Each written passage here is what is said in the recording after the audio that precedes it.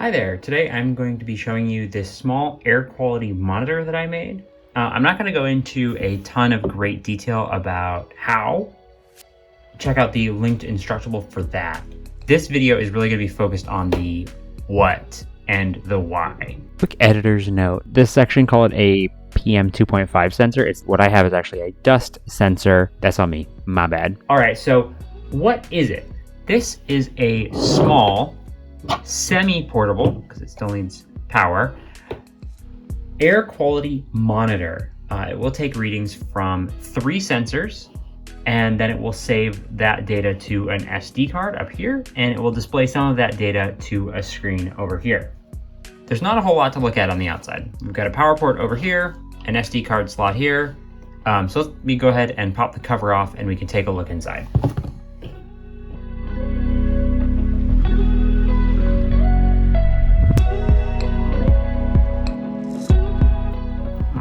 Here we go. So here is a look inside. So there are a few main parts of this project. The brains for this operation is an ESP32, which gives access to Wi-Fi, which I do use, and Bluetooth, which I don't. The main sensors are this PM 2.5 sensor from Grove for measuring particles in the air, an ENS 160, which measures volatile organic compounds or VOCs in the air, as well as does some other calculations for things like equivalent CO2.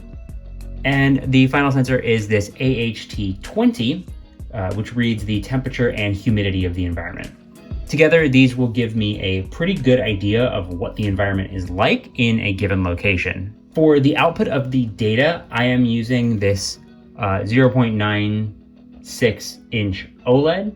It's the 128 by 64 size. They're pretty common.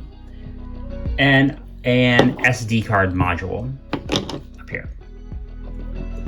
And the final component that you'll see in here is this 30mm fan, just to make sure we're moving air through the case and it doesn't just have stagnant air the whole time, to help get a more representative sample. Speaking of the case, this is the case that I designed for this project, so it's not just random wires on a breadboard. I printed this case out of ASA, but PETG or PLA would work just fine too.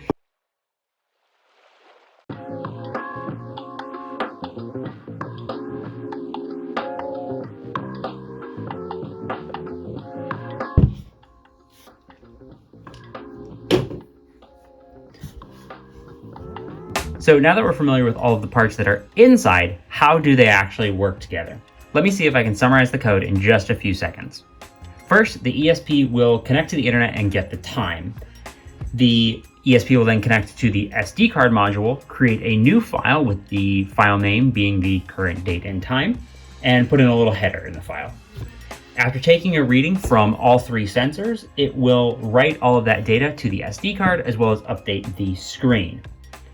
It will also keep an average of the PM 2.5 readings, so we get a better idea of what the overall air quality is instead of just the basically instantaneous or current reading. And then it will just wait until it's time to take another reading, which right now I have it set at 30 seconds, which is the minimum amount of time before taking another reading. So that's not too bad, huh? The full code, as well as a more detailed walkthrough, is over on the linked Instructable, so go ahead and check that out. So now that it's all set, I'm going to go ahead and take it for a test run, stick it in my 3D printing enclosure while I run a few prints with ASA. So the case you've seen up to this point actually has the sensor installed upside down. Whoops. Let's look at the data that I collected from those prints. The tests I ran were kind of to test the bento box filter. So I decided, I built a thing to test it. Let's freaking test it. Why not? So I stuck this in and I ran 2 prints with PLA. These are the exact same print, the exact same G-code. With the concentration of pieces per liter, there is not a huge difference, which I thought was kind of interesting.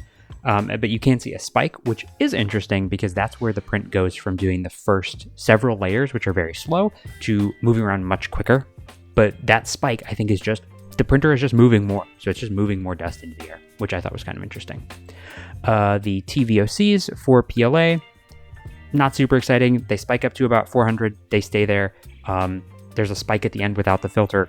Don't know why. Should test that some more. For ASA, which is the one I actually care about, the ASA prints were not the exact same print. The blue one is a much shorter print. It's about half the length of the red one, and the red one is with the filter. There is a much higher concentration without the filter of particulate in the air. Don't really know why. We can see that after the print is done, the particulates just kind of drop. With the filter, you do see that drop is like almost straight down at the end. For TVOCs, for ASA, we do see a higher spike without the filter, which is kind of what we hope to see, right? Than with the filter. So with the filter, the TVOCs only hit about 300 versus hitting about 400, 450 near the end of the print. And then once that print ends, it just kind of tapers off. What this kind of indicates is that the bento box does something to reduce VOCs, specifically for ASA. It does something to reduce particulates, specifically again for ASA, and it does not do that same sort of thing for PLA. So that's what I found with the bento box and this filter. I will be posting the code and Structable and models and everything. So go check the description for links to all of that stuff. Thanks for watching. Bye.